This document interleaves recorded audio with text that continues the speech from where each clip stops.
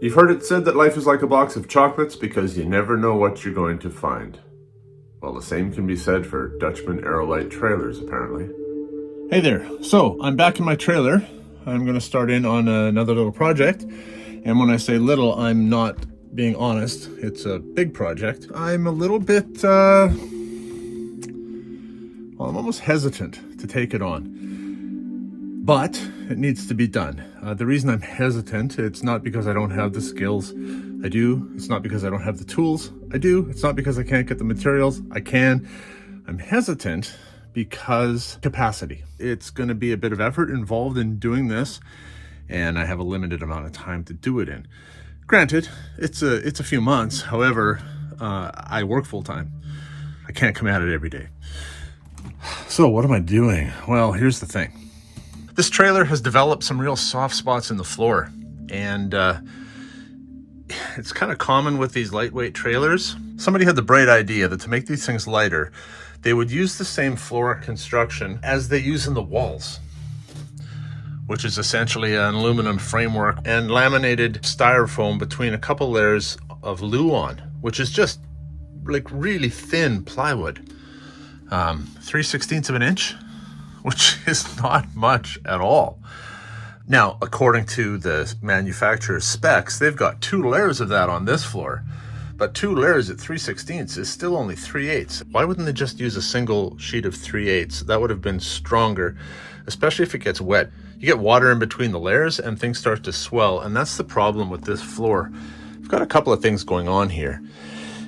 One, it's quite soft in places, which you can feel as you walk around, but it's also swelling in places too. You know, if you look at the kitchen counter here, you see how this is sitting higher than the bottom of the window, and this slopes? This has all been pushed up from the floor. You can see the bowing and the trim here. It shows up in the fridge itself. If you looked at the cabinetry of the fridge down around the corner especially, you can see how it's bowed. The floor is pushing up in places. This wall right here, see how this trim is popped out like that? That's because it is swollen. Now, I've seen online where some people have used different methods to try and fix these floors. One method employs drilling a whole bunch of holes and injecting epoxy down into the styrofoam. And perhaps if it hasn't degraded to such a point where it's starting to swell up, maybe that works. I can't see it being a long-term solution though. I think the only way to fix this is to take up the existing Luan, 2 layers of Luan in this case, take it down to the framework, see what I'm dealing with. If necessary, add more framework where needed, and then put new plywood on the floor. That's the only way to strengthen it. Basically take it down to the framing and then rebuild it properly. And once that's done, this trailer will be solid as a rock. The problem that I'm dealing with here where I live is I don't have any indoor storage space where I can, park the trailer in a nice big open area and go to town on it. I'm undercover, but the elements are right out the door. So I've got to try and work inside the trailer as much as possible. I think the way I'm going to have to do that is start at this end. I can remove all of this and then start taking up the floor and see what I'm working with. The damage isn't as bad over here, but it is soft at the sides of the bed. If I take this out, which will come out very easily, it's just a box, and I redo the flooring in this area, I won't put the box in immediately, but I've got all this space to then start doing things like removing the kitchen cabinet right here. Remove that, and I can bring it and set it back here. I take the fridge out, I can take it and set it back here. Then it'll allow me to work inside the trailer as much as possible without looking for safe storage space for things like cabinetry and whatnot that I don't want exposed to the elements. So with that said, it's time to start taking things apart. Why is it like this? Yeah, I'll point that out. So this trailer used to have a slide out. It was just a shallow one, but a 1 foot deep slide out. There was a jackknife sofa right here, and it's been deleted. Now, this was done before I ever got the trailer. From what I understand, these slide outs were notorious for leaking. The reason it was deleted as opposed to being repaired is because it's a basic design flaw right from the get-go. There wasn't really a good repair for it. There wasn't a band-aid solution, and pretty soon you're just going to be dealing with a leak again. So the best thing to do at that point was to just delete the whole thing. And so that's what they've done. That's why you see this different paneling right here. The running gear for the slide out has been removed from underneath. The only thing that remains really is the switch on the wall. That eliminated that leaking problem. I also have a suspicion that there was a leak by the door at some point in time, or perhaps through the back of the fridge grill or something. So now I can say that to get the ball rolling here, I'm gonna have to start removing things from the trailer that don't need to be here and that can easily fit out the door. And this box will come out with the removal of just a few screws. I count 1, 2, 3, 4, 5, 6, 7, 8, 9.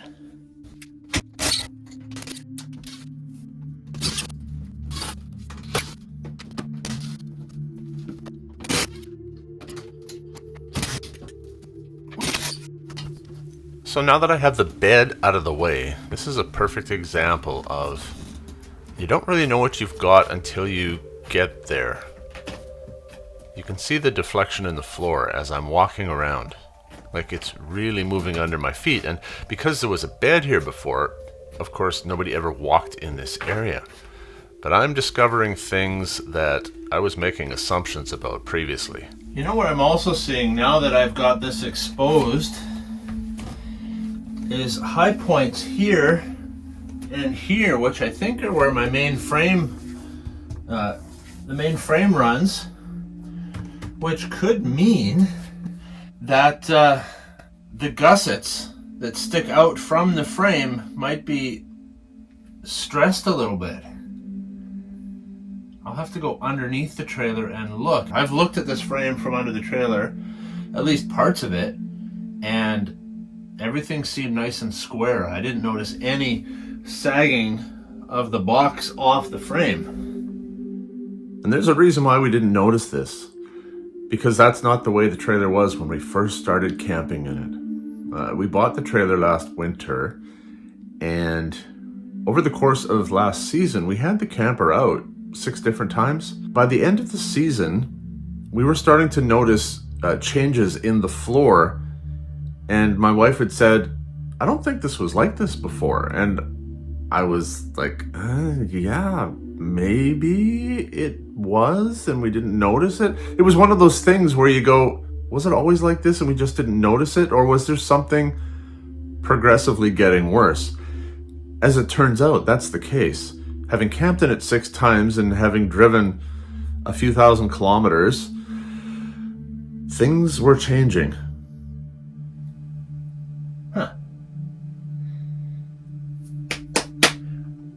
Things we shall find out.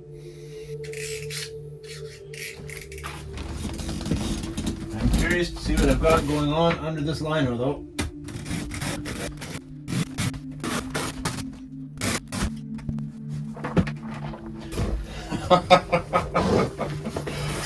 Oh yeah. That has seen better days for sure.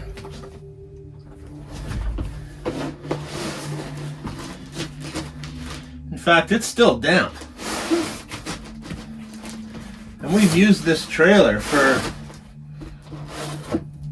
well, a full season. It's funny, it has not been smelling musty in here. But there's definitely mold and mildew and general wood rottiness going on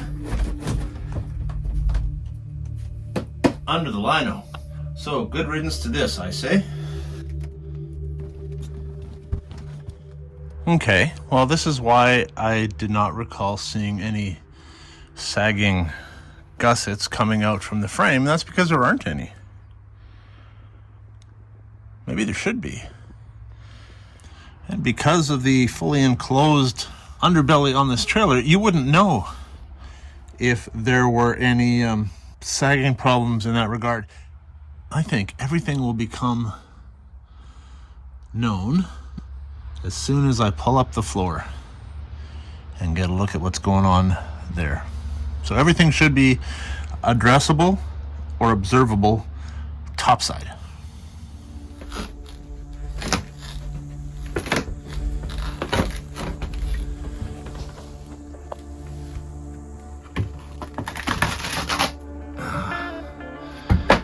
This is why they should just have used regular plywood in the floor and not this Luan crap.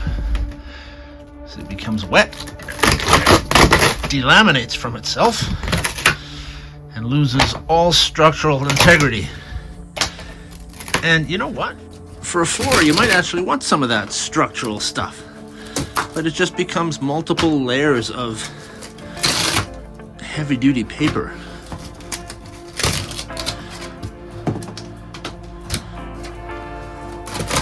That's it. There's the insulation down there. This is the full thickness of the flooring in a lot of these lightweight trailers. So my advice would be to go heavyweight and buy a proper tow vehicle.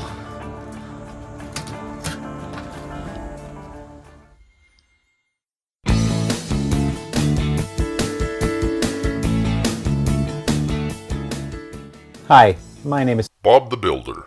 for the AEROLITE ultralight brand of travel trailers built by Dutchmen RV. We are the original and we're still the best. Our aluminum construction is what separates AEROLITE from those that claim to be ultralight. Separates. You got that right. Our 6-sided welded aluminum construction creates unsurpassed strength, styling, and durability. And I have no problem with this in the walls, because you don't walk on walls. But whose bright idea was it to do this for the floors? Our Armor Guard protection package utilizes a fully enclosed underbelly. And that's all well and good, but you know what I'm not seeing? Outriggers. Residential tile-like linoleum is easy on the feet and is extremely durable. I'll give them that. The linoleum held up well. It's just everything underneath it that didn't. When you think of it, it's kind of dumb. They used actual plywood for parts of the trailer that you're not walking on, but the parts that you are walking on, they didn't. Somebody want to explain that to me?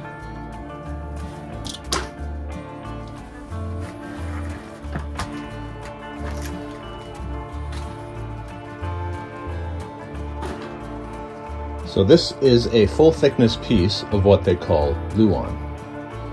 It's 3 thin veneers making up a thickness of 3/16 of an inch. And this is the top side.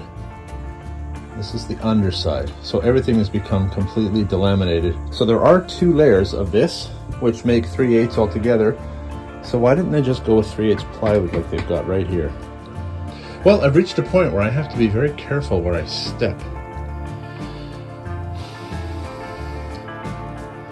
Once it all got wet, all of the layers separated, it lost all structural integrity. I break out a chunk of styrofoam flooring, and this is the flooring here. So I had said 2 inches previously, that's 1.5 inches. This was the top side of that piece. That's the underside. So if you look at this, this is soaked and it's rotted. So if I keep digging, I will dig through to that piece of, that membrane underneath the trailer. And here's the thing. I'm going to say that if that piece underneath the trailer, which granted, it has benefits, right? The trailer is more aerodynamic. You're protected from the weather, but in this case, what it was definitely doing was sandwiching the moisture in the floor. When you've got a piece of linoleum on the top, and you've got this, whatever that membrane is on the bottom, obviously it doesn't breathe. This moisture is trapped in the floor. Man.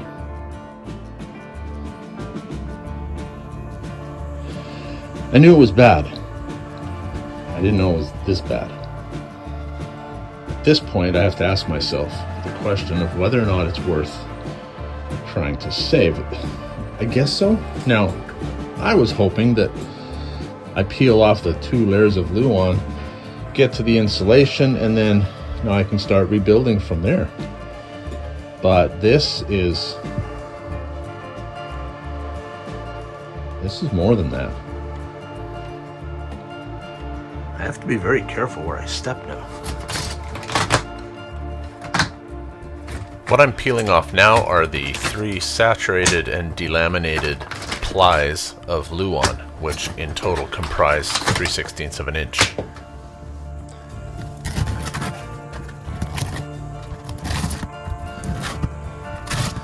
This is what they pass off for wood in trailer building. We are the original, and we're still the best. Wow. In fact,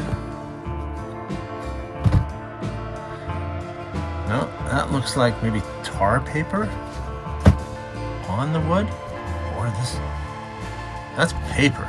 That actually is paper. Nope, I found it. It's what they call energy brace substrate. Bonded to a single layer of Luan.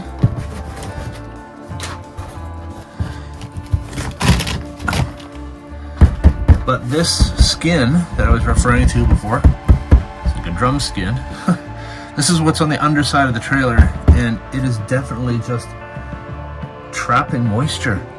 And so over time, what was wood just became saturated. The question is, like, I know there are no leaks in this trailer right now. So how did this get in here? Was this all from when there was that slide out issue? They addressed the slide out, but they didn't touch the flooring? Maybe that was intentional. Maybe they knew that the project would be bigger than they wanted it to be. In fact, I'm convinced that that's exactly what they did. They addressed the source of the leak, but they did not do anything about the damage that it caused. And over time, it's just gotten worse. But what I do know is that I'm not seeing any framing in this spot here, and I've got a 3-foot by 4-foot area exposed right now. And I have yet to find any floor framing. Fascinating, as Spock would say.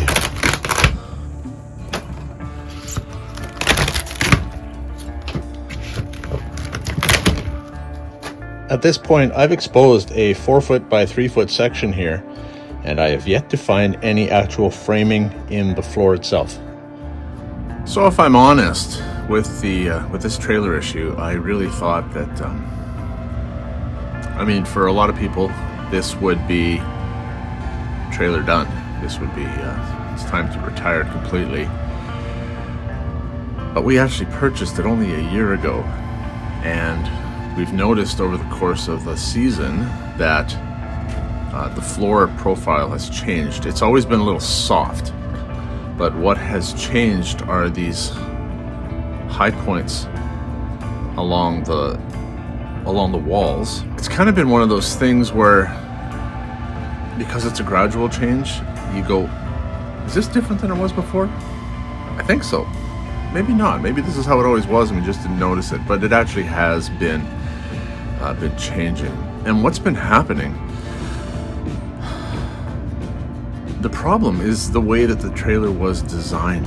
And I'm sorry, AEROLITE / THOR, you might say that your trailers, your lightweight trailers, are the best designed trailers in the industry. We are the original, and we're still the best. But the design of your floors leaves something to be desired. You can't take a 1.5 aluminum square tubing frame and drop that down over a trailer frame without any kind of outrigger support to add the strength needed and not expect something to happen. Let me show you what's going on. So essentially what you've got going on is you've got a trailer frame that runs like this, right? On this frame, are cross pieces that come out front and back, and they extend beyond the edge of the frame. The frame rails are about 6 feet wide.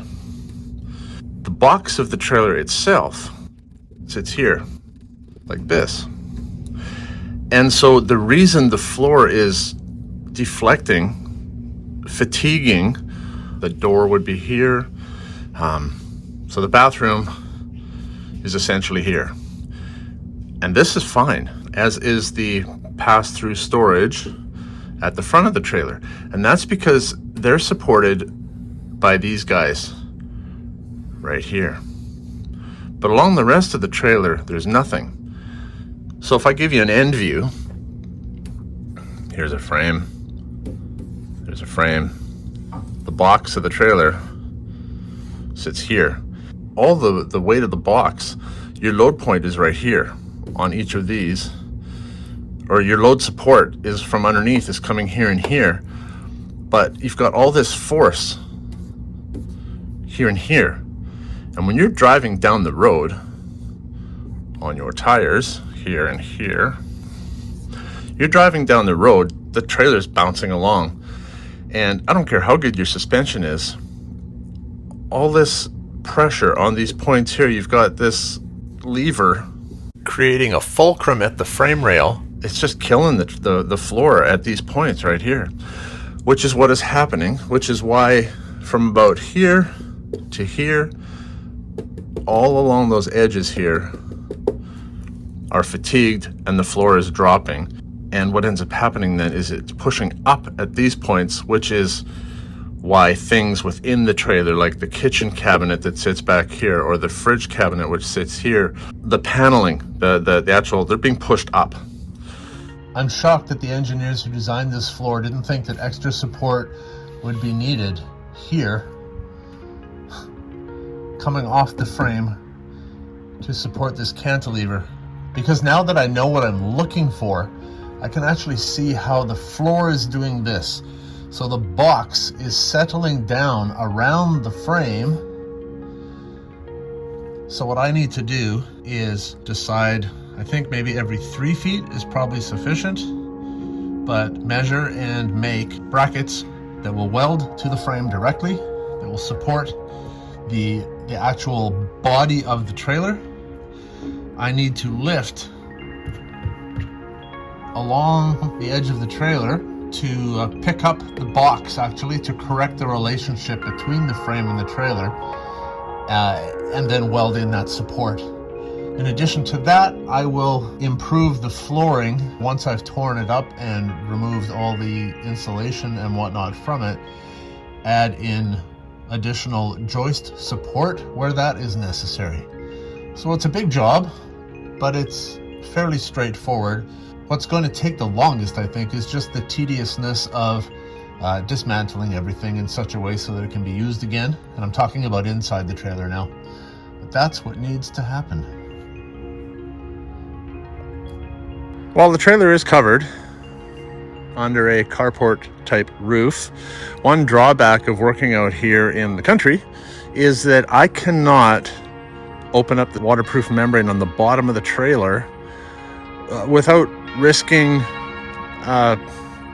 coming back at it the next day and have it be full of a family of raccoons or squirrels or mice or rats or birds or you name it.